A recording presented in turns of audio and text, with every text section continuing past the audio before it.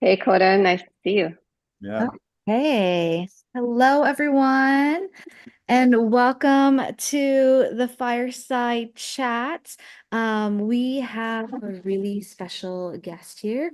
We have Kodah Pipitone here with us today to talk about initiations and choosing the course of our lives. But before we get started in today's Fireside Chat, I want to quickly share a little bit about the Grateful Giraffes and who we are and why we do all of these fireside chats. So, the Grateful Giraffes are a vibrant community of over 800 plus members who value gratitude, wellness, and impact. And we're both spiritually yet grounded at the same time. And we come together to co create meaningful experiences, building a community owned lifestyle brand dedicated to human flourishing and really allowing more people to anchor into like the word gratitude and be grateful for what they have and spreading gratitude around the world. So you can also subscribe to our YouTube channel to watch past fireside chats and future fireside chats. And also, if you're interested in learning more about it, the Grateful Drafts, you can go to gratefuldrafts.com. So, like I said, today's fireside chat is with Kodah Pipton. Kodah is a serial entrepreneur, a strategic advisor, and coach with a background in founding civic technology, consumable wearables, and investment advisory ventures. He builds and leads teams for commercial ventures while serving upcoming leaders to cultivate clarity and conviction on how to invest their lives. We are so excited to have you here, Kodah. Welcome. Thank you so much for having me. It's always Yeah. good to be in the giraffe circle. I feel it's been maybe 2 years since I bought that NFT, and glad I did. A lot of Yeah. memorable experiences at events and talks and in Black Rock City and beyond. So yeah, how do you want to start this off? Yeah, no, well, thank you again. Like, I love that you are a part of this community and here to share your wisdom. We would love to hear a little bit about your story, your path, and how you got to where you are. Sure. Well, I'm currently in the final day over in the Los Angeles Design Center campus, which we are in the middle of acquiring, redeveloping. It's a 4 acre parcel here in South Central. Talk more about that as the hour here progresses. But it looks like I'll be heading downtown later today for a new apartment. Very much looking forward to that. But how did I get here? Yeah, you said serial entrepreneur. So I founded my first company in 2016, and that was a software company for homeless services, so client management.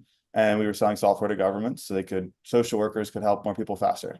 And we also were placing clients into community housing solutions as opposed to a Section 8 voucher, isolating in their own traumas and falling back into the cycle that got them where they are. We were really using community as the medicine. I love that project. It was called Host Home Inc. And had the pandemic lockdowns not rerouted all government innovation budgets, it would probably still be flourishing today. And after that, I went deep into a spiritual journey and decided, why are people unhoused? And the download was that people are not in their housing because they're probably not in their bodies, and they're not in their relationships, and they're not in their community. So what could we do but train one another in how to be more embodied? And what came through was this question of what's after phones. And I built a wearable device design firm called Soyana Inc. And Soyana is a Bolivian word, indigenous word, it means hope. And this company designed wearable gadgets and gizmos for well-being. So things like respiration, heart rate variability. One of the metrics was really fun we were tracking was a repetitive muscle movement, so fidgeting. And we had a fidget tracker for when and it mapped over your calendar and things. Super cool. And we also had these fun ones around dance where dancers could bend sound and multiple dancers could tether together and become a decentralized DJ. And that was called CoScore. Yeah, so Soyana Technologies was so much fun. And that brought me to about 2020, where things really locked down and I went internal. I deepened my medicine path and decided to sell my house in Baltimore that I'd built years before and dissolve that company and travel. And after traveling and we can talk more about this, but having some really profound direct experiences with the mystic, I realized I had no idea what I wanted and didn't really know my favorite color, let alone my name, and started to learn how to actually answer those questions. And that led me through years of spiritual work and ultimately changing my presentation in the world. And I've talked about this in other conversations. But during that whole entrepreneurial first chapter, I was deep in the transgender community and then essentially stopped doing gender and just let the truth emerge, committed to the process of uncovering and living as the truth. And that resulted in living in the Amazon jungle for a few months and then coming out, joining the Lakota for their Sundance, which I'm on the 4th year of the Sundance ceremony now. And I started doing English speaking men's work about 2.5 years ago with the Kaizen Dojo, which is in the lineage of the Est seminars, which gave birth to all the landmark forums, the Life Springs, and Sterling Institute of Relationship. So that's been really transformative in my life. And that brings me to where I've been since 2021, which is working with different ultra high net worth families and how to deploy capital for good. That brought me to Dubai and then back to Los Angeles, where I worked at a fund of funds here for a while. And now I just stepped away from that a year and a half ago, worked with Jamie Wheel for a while at Flow Genome Project. And then he ultimately said, you need to write a book. So about this detransition journey. And I'm in the process of that. We have some funding behind that already. So I moonlight as an author and I daylight as a developer and investment advisor, helping people participate in projects like this Los Angeles Design Center and other opportunities. So I can talk more about my background and what through lines in the entrepreneurial journey and that quest for why and how. And most immediately, I think how I describe myself is I help teams align for purpose. So here at Los Angeles Design Center, I'm aligning teams, aligning incentives, ensuring that all of the genius is in the right zone and everybody is actually speaking their truth with ease, and the project that they're speaking into and contributing to can receive that. And there's this thing, the law of the lid, right? Where if you are at one level of development and you're a bottleneck in your company, you're like a lid on the potential of that company. So how do we actually shift that or open that lid so you can be in the right lane and other people can align with you and it can all flow with ease towards a valuable contribution? And I can go deep into some of these nuances and language over really what finance is, energy and motion, transaction, relationship, what is current, and measurements of what is current in action. And I'm a bit of a nerd when it comes to language. So some of my other podcasts, I talk more specifically about language and generating our reality. And I apply that all in what I do in my professional life. You have such a wide spectrum of experiences. So there's so many different directions that we could take this, and your story is truly like inspirational. And it seems like you also like lived a bunch of different lives in the journey as well too, which brings us to the topic about like initiations and like the journey. Like each step is initiation almost Yeah. into the next phase of your path. So I would love for you to talk a little bit about what is an initiation and what is your experience with it within your life? Yeah, let me present three frames on initiatory experiences. So there's coming of age and there's rites of passage and there are initiatory experiences. I think we all come of age, right? Coming of age is just an inevitable thing that we go through as our body goes through its developmental processes.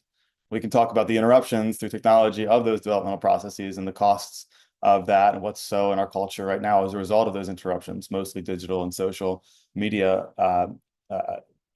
creating those interruptions. But these coming of age is something that we all just go through. Gravity beats down on us and we mature.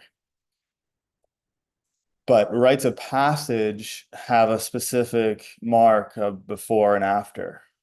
That could be getting your first job, simple, working, having a paycheck for the first time. now your energy has been transformed into this thing we call money. That could be having your first romantic relationship. That could be getting married. That could be buying a house. These are these rites of passage where there is now I am that my identity has been updated as one who has done that, and I can speak from having done. Now, initiatory experiences have a deeper aspect to that same category. And what I mean is initiatory experiences where you have a direct experience with source or the unnameable, unexplainable. In our culture, we have these institutions, and I can argue that institutions should be studied not just anthropologically, but biologically. I believe they emerge from our genetics. Our genetics have code for reproduction, and reproduction is not just having babies, it's actually reproducing values and reproducing the complexity and scale and beauty of civilization. So in that genetics, in that reproduction, we have these initiatory experiences which come through historically religions. And religions are part, I believe, of our DNA.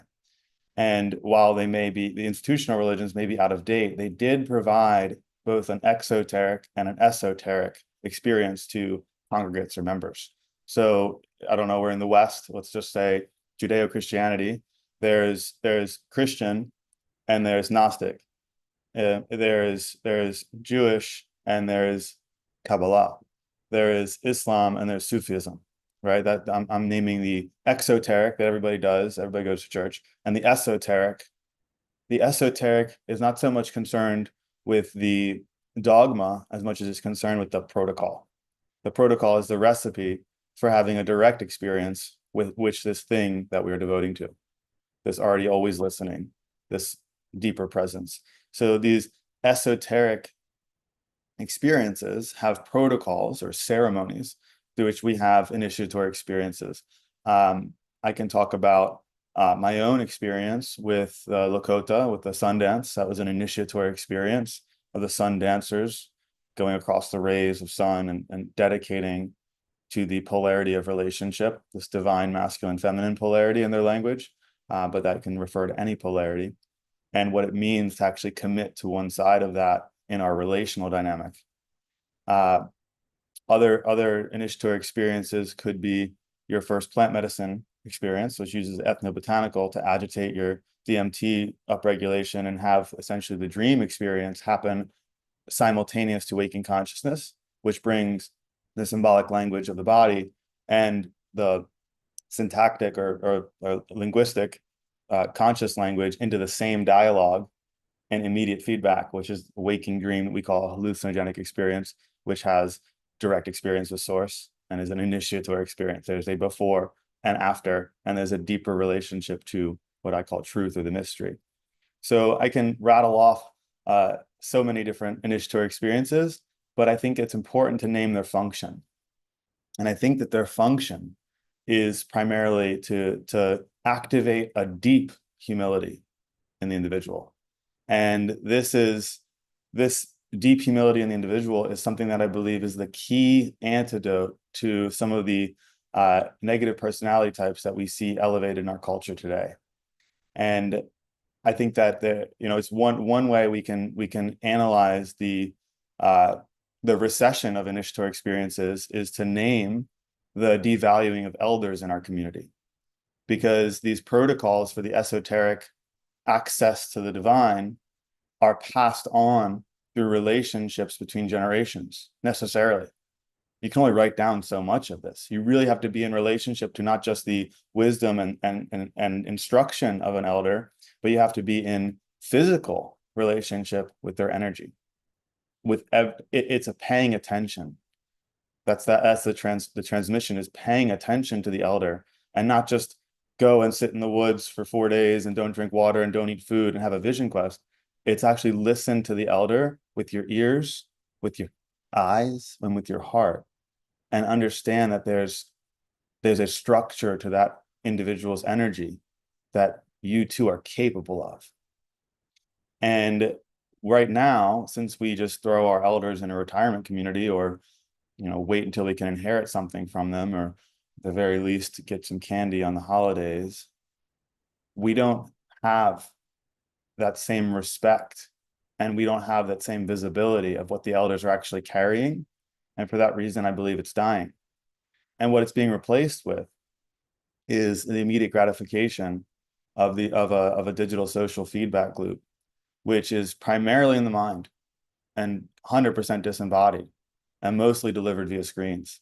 So I can go deep on this interruption of weapons of mass disruption. Tristan Harris talks about in The Social Network of what an algorithmic echo chamber is and how we can see content that affirms our immediate hook to stay on the platform in the app and drive its drive its value through interactions and impressions. It's really monetized as data to sell us more marketing. But there's a real cost to where we are with the distancing from elders, the forgetting of initiatory experiences, and what we get in exchange for those two are confused people. and young people who have no idea what God is, and or even what we get is a descent into nihilism. And I call myself an optimist and a rational optimist. And I see a world where I'm not the only one who's optimistic. And that's going to take deep relationships between generations and a remembering and almost a reconstruction of these initiatory protocols. And whether that looks ultimately like new religions doesn't really matter. Whether that looks like fun third places, as the Grateful Drafts tend to create, doesn't really matter. But it's got to look like something and it's got to exist. So where do we go next? No, I loved what you said about initiations and how important it is for us to go through like the rites of passage to connect deeper with ourselves, to connect deeper with God, to understand the world in a different way that's beyond just like our minds or what's immediately in front of us. And I think, I think I want to stay on the same topic as like, I guess if we're not doing initiation practices, like where can we start bringing it in our everyday lives, and where like if somebody's like seeking it, like where do they go? How do they find these practices, or does it just come naturally if we're not with the elders? Great question. When the student's ready, the teacher arrives. Come on. When the student is ready, the teacher arrives. That is pay attention, right? We have a saying in my men's group, everything that transpires in my life will reveal something about me as a man, about me in relationship, about me as a leader, if only I pay attention. So pay attention. And that opening, everything. This is where now there's a word for false pattern recognition. It's actually a diagnostic symptom for schizophrenia, like overly pattern recognizing. If you have that buddy who's always recognizing it's 11:11, not always a sign from the divine. There is a false pattern recognition as a symptom of magical thinking that I really want to. We're feet on the ground giraffes over here. Feet on the ground, y'all. Not every pattern is like a thing. But it's great that your reticular activating system or the neuronal clusters in the back of your eyes are pattern recognizing and delivering to your conscious mind these synchronicities. I won't take 11:11 from you, Abby. It is valuable that these patterns are being surfaced by your subconscious to your conscious mind, but that's not the only internal family part that matters in this journey. So yes, like notice the stuff, but I am not my first thought. So notice the stuff, but also notice the stuff that muggles notice, and also notice the stuff that you're choosing to notice as a part of who you're choosing to be, and then act in the best next action.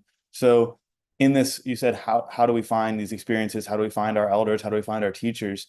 It's really a process of paying attention to everything and listening, because oftentimes our teachers, our elders, our ceremony holders and wisdom keepers are right next to us. And the only reason we're not in relationship with them as that is us. So I had a mentor tell me when I was working on Host Home, sometimes I meet the people I'm meant to meet, but I'm not being myself. I'm not being who I actually am.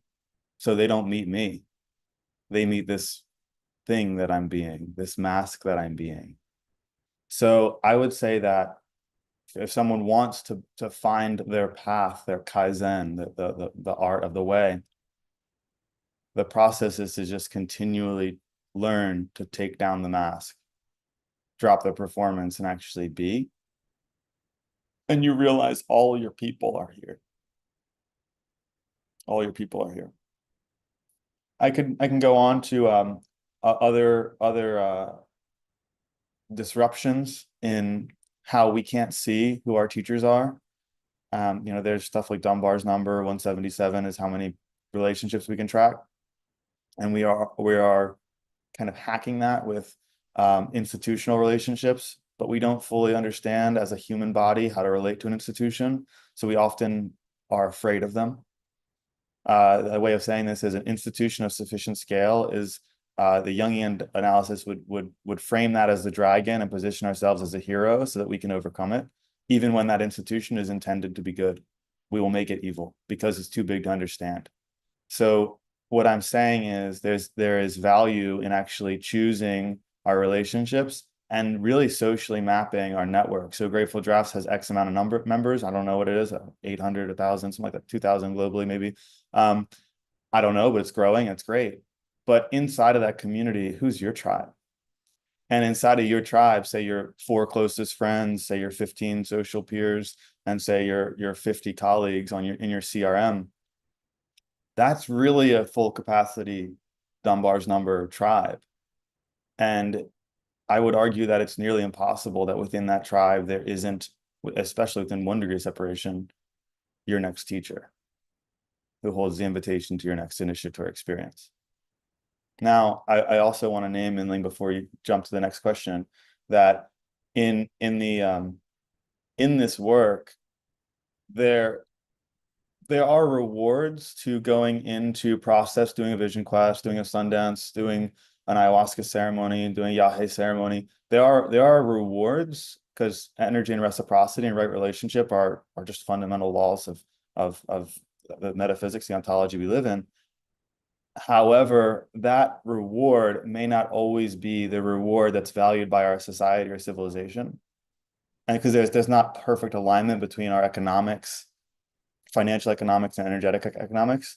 So if one is in the cave building their empire, building their project, their business, their career, certain initiatory experiences will align with the value that they're creating, and certain initiatory experiences may actually be a bit of a sidebar.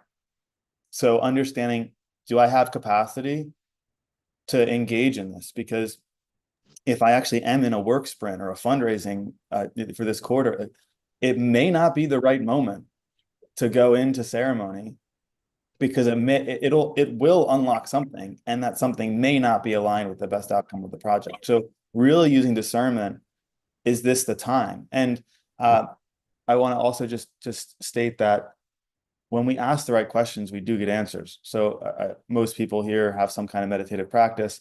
So in those moments where we don't, is this the right time? We can literally ask our higher self, our inner guides, and those in our lives, if this is the right time, and really listen to the answers, because it may not be.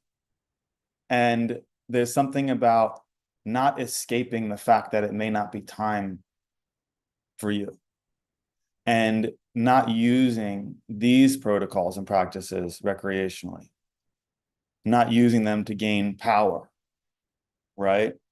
But using them as an on-ramp to humility and heightened sensitivity and ultimately better navigation.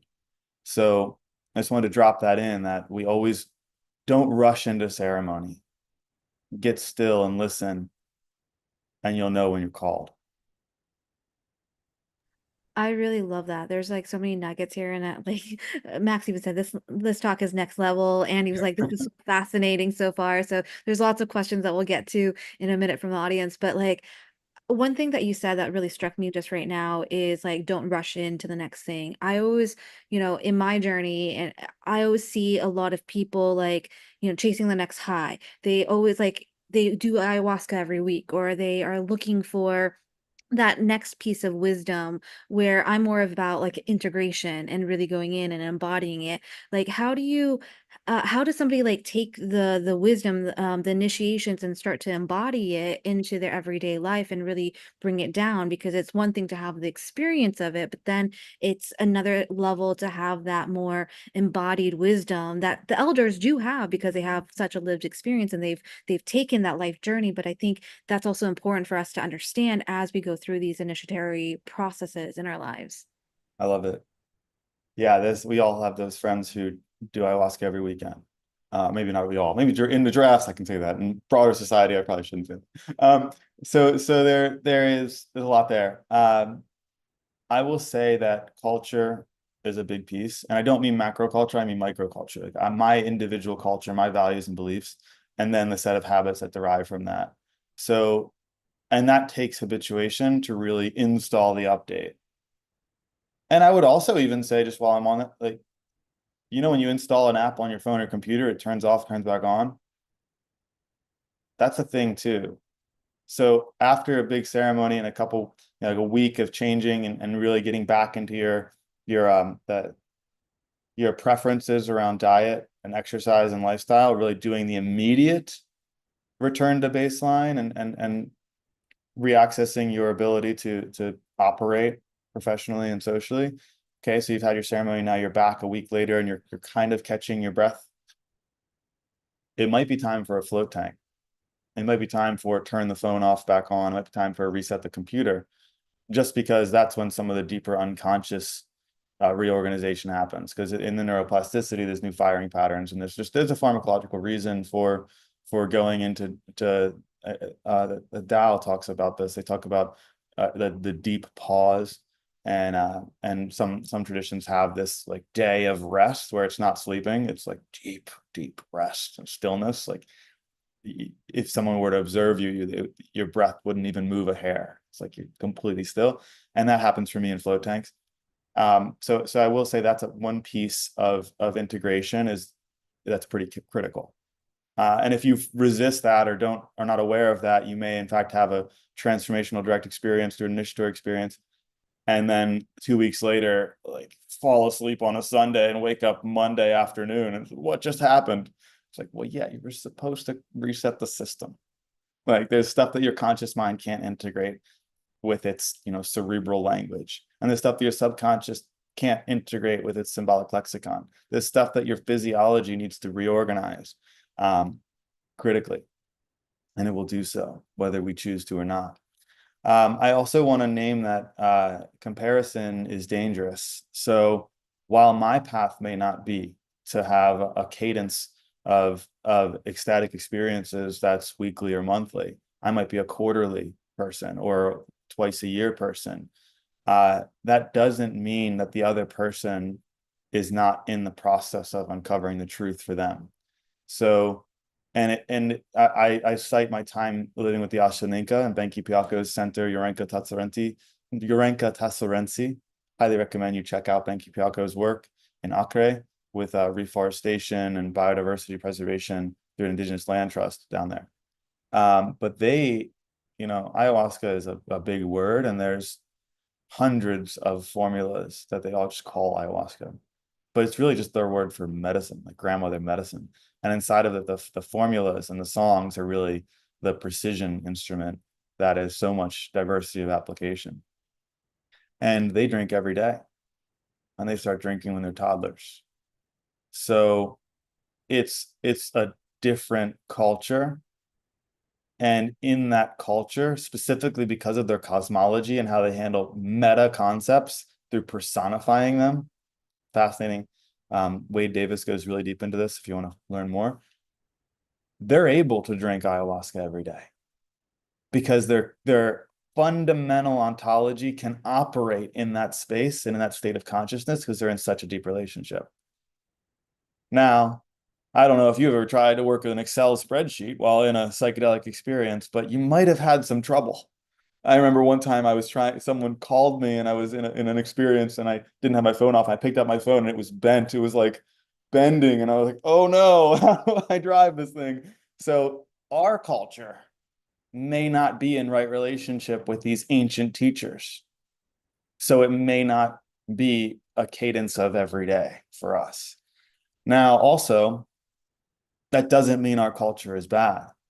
I think a lot of folks who go to seeking initiatory experiences end up with a neo-Luddite frame and they romanticize the indigenous. One big thread, which I'm not going to go too super deep into, is the concept of indigeneity and provenance, how these actually are human constructs, and right relationship and stewardship could be antidotes to the dissonance that those concepts have caused. I know that's really a hot button conversation, but stewardship and respecting our elders could be again an antidote to the political conflicts there. Our culture has Western roots. So if we go backwards to where Western mysticism comes from, and I'll give a story to intro this. I was following Jamie Wheel a lot, great friend and mentor. And he has a book called Recapture the Rapture, which I've quoted in like almost every podcast I do because it's been so impactful in my life. And he was talking about during his PhD program, he was studying indigenous philosophy, and he was in the teacher's office with a couple other students as colleagues, and they were all having a tobacco and doing a prayer from their culture. And they came to him and they asked, what tribe are you from? How do you pray? And he's this long-haired hippie guy, and he's like, "What? I'm a Brit. I'm a white Brit. What do you mean?" And they were like, "Yeah, so how do you pray? What's your culture? What's your lineage?" And he was like, "Oh, damn. I was romanticizing the indigenous. I was a neo all these things. Maybe he wasn't as severe as some of the folks we see in Venice Beach, but he was guilty, self-proclaimed at that time. That catalyzed a journey to Western lineage, Western mysticism, Western esotericism, and the actual roots, which he concluded, and I agree, is Pythagorean geometric axioms. So one of the things that you'll hear in the kind of spiritual community is these in physics, lines don't exist. It's a human-made concept. So therefore, triangles, circles, and squares don't exist. They're actually fundamental like deities. So the Pythagorean mystery schools generated the concept of triangle, circle, and line. And the triangle, circle, and square. And those are their gods. That's the Trinity. And from that, it's a higher resolution. Instead of a personified cosmology of grandfather spirit, grandmother earth, instead of that, we have these geometries which serve a relational function because we have geometric mathematics, and we can do all kinds of things like tensor mathematics. It's what Einstein used to prove relativity. There's so much high fidelity knowledge that can be generated through that frame. So it's not wrong. We built phones, we built electric grids, we built transportation logistics. We've built fascinating precision things, and they're not good or bad. They're not better or worse than just letting things grow in a biodiverse ecosystem. These are everything that we've made in the West, our screens and our phones and our cars and everything Elon Musk talks about is natural. And that's like, it didn't come from not Earth. It came from here, and we are from here. Now, the merit of certain ideas, let's stand the test of the ecosystems, of growth, of genetic evolution. Let's see if these innovations actually are in alignment with the highest and best outcome for our species and our sibling species throughout the cosmos. Let's see, like, are we still going to be using screen-based computing as we are a multiplanetary species? I don't know. But for right now, it's pretty good at organizing the complexity of our civilization. So I'm not going to knock it. And if it means I have to do a little less spiritual ethnobotanical plant ceremony work, so be it. Because I do, Olivia was on the call earlier. I did tear my Achilles tendon on April 30th, and I immediately went for a one-on-one with Chief Hadu, ayahuasca one-to-one, and it was amazing. Kutanawa elder, profound healing, and it made my leg was tremoring and healing, and it was like powerful, and I felt like some positivity. Then I went with another elder from the Mariana Sabina's lineage, Mariana Sabina Quechole, and then Coyote. And I sat with Coyote, and I literally had a spontaneous, it was, there's neurogenesis with psilocybin. And I had this firing, this thought pattern was stuck in my head that I can move my calf muscle. When you tear your Achilles tendon, your calf muscle is severed. You can't flex it. And I had this thought loop. I was like, I can move it. I can move it. I can move it. And I was like, I'm moving it. I'm moving it. And then before I knew it, my calf muscle was flexing, which was technically still disconnected, but hanging on by a fiber. And it was flexing for the first time. And this was like 3 weeks after the tear. And because of that firing and wiring, to that overpowering thought that came through the medicine ceremony, I went to my orthopedic surgeon. He's like, you don't need surgery. So that was powerful. But the reason, but that's ancient teachers and spontaneous healing. But then I was, just because I'm listening in my relationships, someone said I should talk to Dr. Mike Seinell, who's a regenerative medicine expert. And I talked to him, and he was like, actually, this is an interesting case for you to explore maybe a stem cell treatment. And I used modern science, Pythagorean lineage, chemistry, right? Rigorous, validated peer review, falsifiable, verifiable, replicable Western science, which comes from Pythagorean lineage. So I used our magic, and I did a local injection of exosomes. And I'm at 5 months since the injury, and I can slowly, like, tippy toe. I can jog, but I don't. Next month I'll be able to jog. And if you know anything about Achilles tendon injuries, this is usually a 12-month recovery process for a professional athlete with best-in-class care. So there's something about the timeline. Yeah, I'm young, I'm healthy, but I also was open to both ancient and modern tools, both Western and indigenous tools. And I'm a living testament to that, right?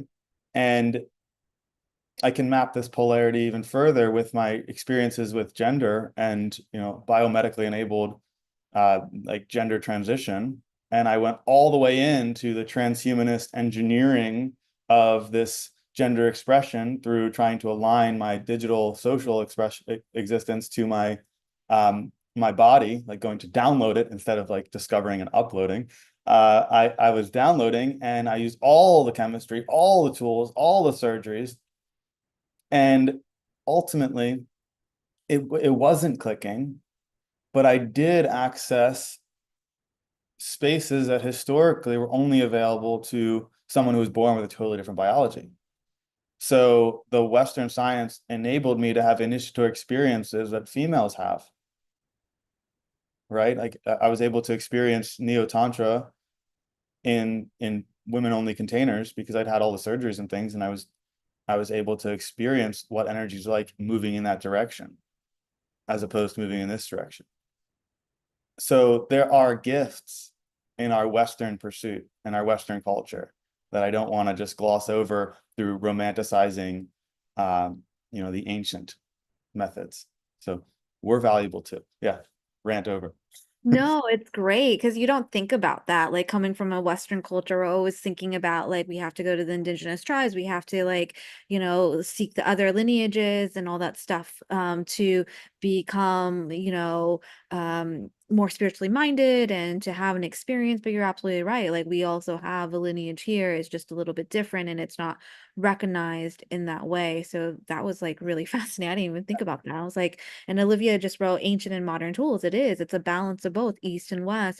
There's there's pros and cons of both, and how do we marry it together? It's like the yin and the yang, and then like the masculine and the feminine. It's like how do we merge those technologies and tools together for the best and highest outcome? Like you said about your, Achilles, and you were able to merge the two together to create a better outcome. So it is really fascinating to learn about that.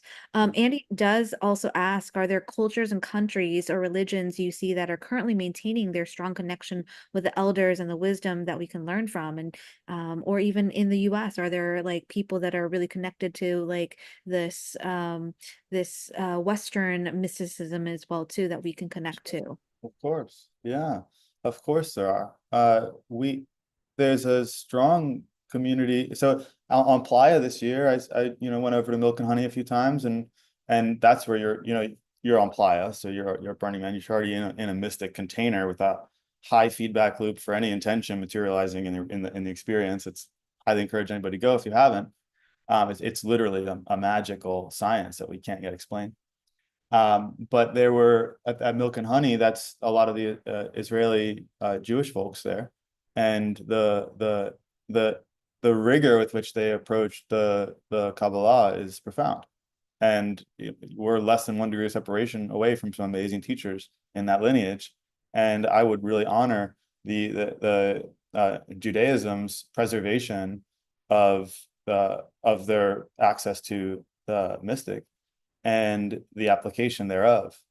Nassim Harameyn's on a talk with Aubrey Marcus last week, or was published last week. I think it happened right after Burning Man, about his physics and how he talks about the unified field or the fluid dynamics of like sub-Planck subatomic particles, and how there's a fluid dynamic explanation for all the things we observe in quantum mechanics. And this is this like massive stillness of potential energy that's still, that's this field. And there's a word in the Kabbalah, shin, I can't, it's not coming to mind right now, but there's a word that refers to this state, and then we essentially pierce from that state into the current. And it's an operative, it's very explanatory in our math and in our esotericism, this Kabbalistic principles. So I would really point to Judaism for that. I would say that when we talk about other protocols, Sufism has the whirling dervish, and there's all kinds of kind of like somatic like upregulation or designing different states of consciousness, accessing different states of consciousness through our physiology. And that whirling dervish is a process where you do an ecstatic movement, repetition, and trance. Really, I would say almost any protocols that use trance, but the whirling dervish is one that's really profound, that uses movement and rotation, and you access a state of consciousness through that. And this is an ancient lineage, which is still practiced today. And, we see its descendants in our ecstatic processes. We even see some of these, and people do latihans, like sensory deprivation and ecstatic movement, these blindfolded ecstatic dances. We see a lot of these cultures still alive today. And then we see people with Western rigor and merit in their neuroscience or their or whatever their maybe MD in physiology or something, and they're able to articulate what's happening through what the ancients were doing. And in that way, they're able to laser in and fine tune. Dave Asprey's 40 years of Zen, right? We're talking about the Zen monks' neurological development. They're not just training their ability and their skill. They're actually developing the organ. It's like stretching and strengthening a muscle. They're actually training and strengthening certain components of the brain to be able to hold these states and actually dwell in these states for longer periods of time. Then the 40 years of Zen scientists came in and said, okay, what if we gave neurofeedback to help you accelerate that process? Because the ancients were doing it just kind of analog, training these states, and then ultimately you observe the measurable developments in their organs. But we can laser accelerate that with modern tools, right? We can use EEG and biofeedback to get to these states of neurological performance, which have benefits across the board. And we can do it without 40 years in a monastery. We can do it in a couple of months with the appropriate tools. So, why not? And I'm kind of a fan of frontier biomedical tech. And when I was in Dubai at the Fund of Funds, we saw a lot of these really deep tech research grade things that had commercial viability, and we would talk about technology transfer. So I would see things like tissue engineering, like there's a thing called xenotransplantation, which is like the augmentation of a neighboring species organ to be able to be received by humans without immunosuppressant drugs. Fascinating. United Therapeutics is pretty advanced in this. They have like kidneys and livers from pigs that are like denatured and then colonized with human stem cells, and they basically make a replacement human organ, which if you're on a waiting list for an organ, it's a huge thing. Now, this is tip of the iceberg, not publicly available knowledge. When you get into the DARPA or the deep military tech research, there's like subdermal implants and onboard laboratories to do endocrine system regulation. There's a lot of money around this hibernation, goal of being able to do long distance space travel. And it's fascinating what we're doing with our instrument, right? Like this is an instrument through which we generate reality.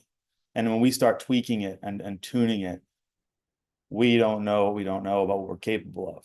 Now, which vector of innovation is the best is, we're in the discovery. Do we engineer or do we feel and grow? Like there's different trajectories of innovation here, and I think is ultimately going to be both. But this is kind of an organ, and you've lost your phone and you felt like you lost your hand, right? We have a developmental feedback loop that has associated this as part of ourselves, and it's also colonized all of our bacteria from our mouth and our skin and stuff. So it kind of is like it's been accepted into the body, and probably has an immune response that's like you love it, which is what your body accepts it. Like if this was inside of me, I bet you I wouldn't need any kind of drugs to repress any of the infections. So it would just be fully accepted, which is terrifying to think about. And I'm exaggerating.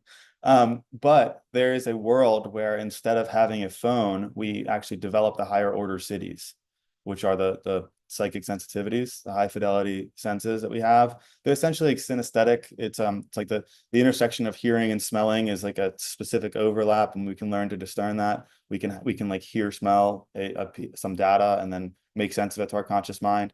The cities, we talk about these in Buddhism. Clairvoyance, clairaudience, claircognizance. There's so many of them. There's 12. But we could, in fact, and this is just, I'm just riffing in the Grateful Draft container, but I see a world where we could develop those and then like biofeedback train those abilities to a high level. So we don't need the industrially manufactured like a pseudo organ phone thing. We could actually have like a modified like ocular or auditory glands and organs to facilitate this like long distance hearing. And I'm sure people could relate to having been in an altered state of consciousness and feeling, hearing, sensing like the grid, the Wi-Fi grid, or some telecoms network. And if you haven't, go out to Joshua Tree in a really clear field, like really clear space, and do some mushrooms and listen to the satellites, and you can totally like our system can do that. And you can start kind of mapping out the satellite orbit paths and orienting on the sphere that we call Earth. And what if we could do that in waking consciousness? Now, before we go and modify the guitar, our body being a guitar, I would recommend learning to play it first. And the ancients learned how to play it.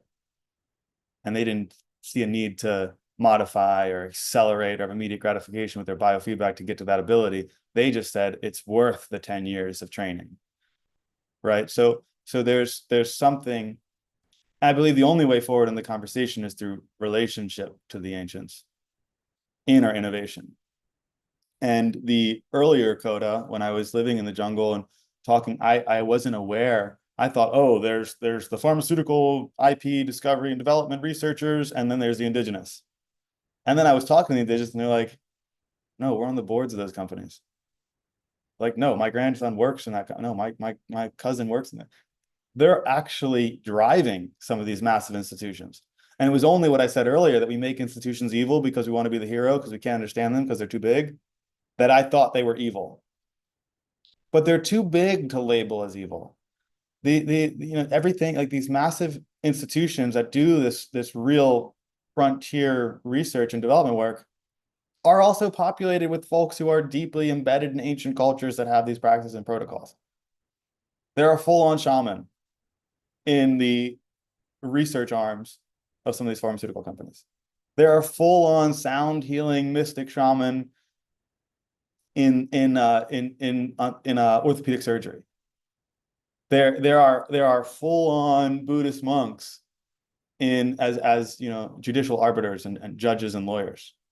These are not. It is only a result of who I'm being that sees these as a divide. When I shift who I'm being, I realize that, whoa, this place is perfect. Whoa, all the things that I wish were happening are actually happening. And the only reason I didn't notice them happening is I couldn't see them because I was too stuck in the cage of my beliefs that they weren't happening and that everything was messed up. Because I got something from framing it as something's wrong. I got not having to step up into my own contribution. I got the ability to stay the same. I got my ego feeling secure and keeping me frozen. And I got the victim. But when I let go of that, and I actually see with my eyes, heart, and ears, and really expansively listen, I realize that all the right people are in all the right places. And this story of like, oh my God, November 5th, it's what's going to happen. Harris, Trump, what's going to happen?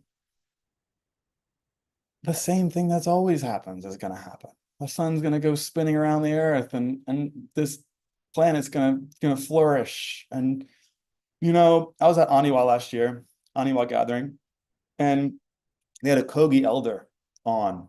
And I highly recommend, if you don't know the Kogi, like just Google Kogi right now, leave this talk and go read about them, because they are real wisdom keepers. Their elders, when they're identified as promising shamanistic guides, they take them and put them in a cave for like 16 years. So that usually by age 1 or 2, they're identified and they're put in this cave where there's no light. And then 16 years old, they come out of the cave and they don't really see with their eyes anymore. They see with their energetic sensitivity, and they develop vision in a couple of years of seeing light. But you can imagine the wisdom that these folks have. And this elder was one of these seers, works on La Luna. And someone asked him at the time, this was last year, so they asked him about the Ukraine conflict with Russia. And he said, but also he emitted this calm. And he said, don't worry. We know this song, and we can turn it off, and we can turn it back on again. And he was referring to the Song of Civilization. Right? This whole complexity of geopolitics and culture and food and activities and sport, we know this song. And if it gets too dissonant, if it gets too much conflict, we know how to turn it off, and we know how to turn it back on. So I can go in a bunch of different directions, but I know we're running low on time. So point me in the right direction, Humanly. I mean, there's so many more questions that I have, and I know we have like a limited amount of time. I'll ask two more and then see if anybody else is in the audience wants to ask. But one of the things that you were mentioning in just a few minutes ago is like, the advancement of technology and how that can speed up the process of, experiencing like those higher states of consciousness or whatever it is that we are desiring. And then you mentioned that like there has to be right order and the ancient practices and really like honoring that journey, and where's the right balance, like where is that right balance where it's accelerated so that we can get to those states, but then also the part where we are I keep on going back to embodying that wisdom and really like anchoring that in and taking the time for the rite of passage, for the initiation. Like you mentioned in the beginning, it was like, sometimes we bypass the rite of passage and we don't really go through the journey, and we're just trying to get to the end result. So like, what is that balance? Yeah. Well, it's relationships. There's two relationships that are really important. So we have a context for all of our relationships, and the context is the frame essentially that we relate through. So who I am in the context of relationship is someone who is loyal and committed or something. Who I am in the context of work, who I am in the context of spirituality. I have a context that I show up as and through in all of these spaces. And the two that I think are really important to what you're saying are addiction and commitment. So when we're talking about innovation, we're talking about progress, this dynamic of it's addiction or commitment, pick one. So if I am looking to self-soothe, avoid, or escape, I'm going to be in the context of addiction. It's going to be giving away my life force energy, using this tool, and this tool has its own requirements, and it's going to be driving and dragging me along. And there are areas in our life where we're addicted. If it's a stimulation of a social media funnel, if it's a nicotine, if it's a cannabis, if it's a escapism, if it's a workaholism, we're going to be addicted there. Or we're committed. And commitment is a much more powerful frame. And it's powerful because it's the expression of our freedom. All we have is the ability to commit. When we choose what we commit to, that is our active free choice. And in that commitment, there is surrender to the result of that commitment. If that commitment is to a relationship, that commitment is to a pursuit, that's it.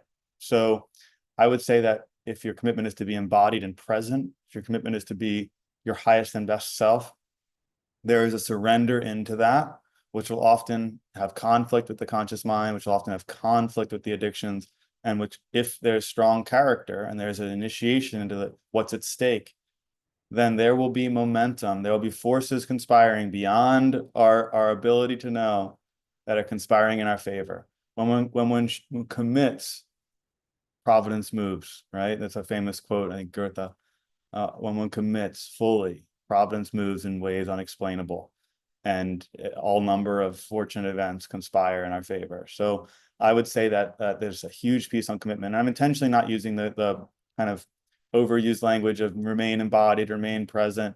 I mean, there's stuff like keep your HRV in check, have your protocols for your priming in the morning and your priming in the evening. Your 30 minutes you wake up, your 30 minutes you go to sleep are your God.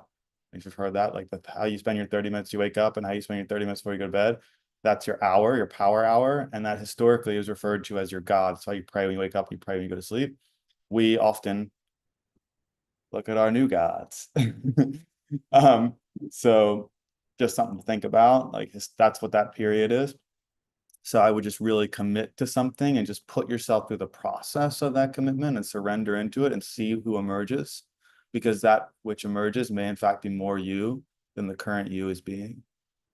Go on. I think it was that Yana who had a question. I saw some folks who had another question. And we're in the final 3 minutes. There's so much more I want to talk about. I didn't even drop in this Los Angeles Design Center campus, and I love, we have dinners here. First we have brunches on the first Sunday every month, these soulful Sundays. We've got all kinds of spiritual folks down here. Recording artists, like huge. Alan Savory has been here for 14 years. Garth Trinidad was a major DJ in LA. He's here, contributes deeply. Alex Park, I highly recommend you come down, check out, hang out with us. It's a huge place and it's growing. We're going to be redeveloping it super soon. But yeah, if there were a question, let's try to get it in. I don't think there's another question from the audience, but I know Rochelle says, put yourself to the commitment of the process and see what you emerge. And Yeah. she loves that. She's obsessed. And I think that was such a great point to like end on. I usually ask like any last takeaways, but I feel like that was like the last takeaway is like, unless you have another one that you want to I drop have in. something that came from my brother Kip Stroden recently, and he was like, I was having a pretty hard time in a Yahe ceremony last year, and he was saying, like, at a certain point, Kodah, you got to realize that you may be wrong about who you are, and all the people around you who love you so much, who want you to be successful, like who think you're amazing and think you're really high integrity, they are right, and your concoction about who you think you are and all this imposter and whatnot, you're probably wrong about who you actually are being. And maybe there's a deficit in your own trusting those around you and your ability to trust those around you, because they may in fact be more right about who you're actually being than yourself. This is how your family member gets you a gift and it's like, whoa, you knew what I wanted better than I do. It's like, well, yeah, because they're not in your head with all these stories and all these thoughts that aren't you. They're only in relation to your actions and your words that are real in the world. So they may in fact know us better than we know them. And it may be time to up our trust and choose our people. Wow, that was so beautiful. And we could have spent another hour talking about all this stuff, but we want to thank you for your wisdom that you bestowed on us and like just like the codes. I feel like there was like a lot of coding in that in this talk as well, and just like transmitting and receiving. And so we were very blessed to have you on. And thank you so much for being here. And thank you everyone for attending this fireside chat. Take care, everyone. Thank you so much. Bye, everyone. Thank you, Kodah. Beautiful message. Thank you.